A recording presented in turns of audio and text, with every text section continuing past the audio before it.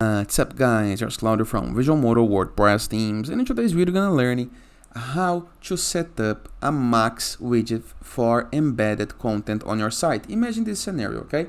I have embedded this video into my tutorial on visualmodo.com, and as you can see, the max width is not big enough.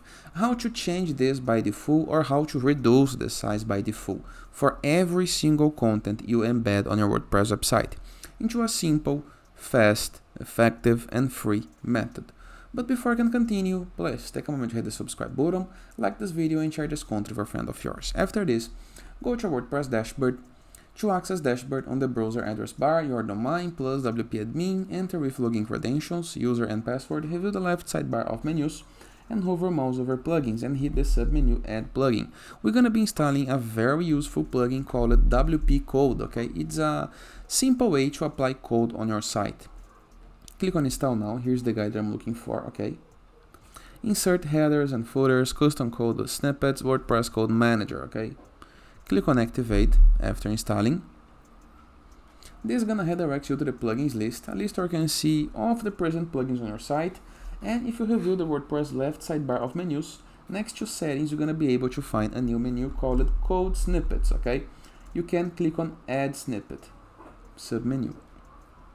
Right here, there is a search field, okay? We're going to click and type oEmbed.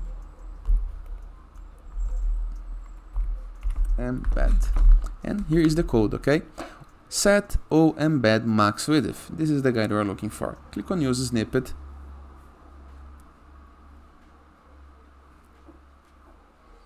The snippet is already added on your site, but of course we can edit.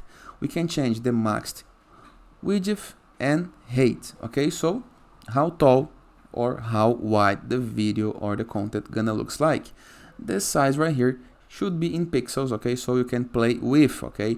I recommend that you change the size for the better needs or for the needs of your site design, okay?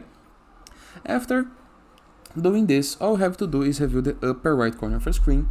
There is this little switcher where you can see inactive. We're gonna switch to active and hit the update button, okay?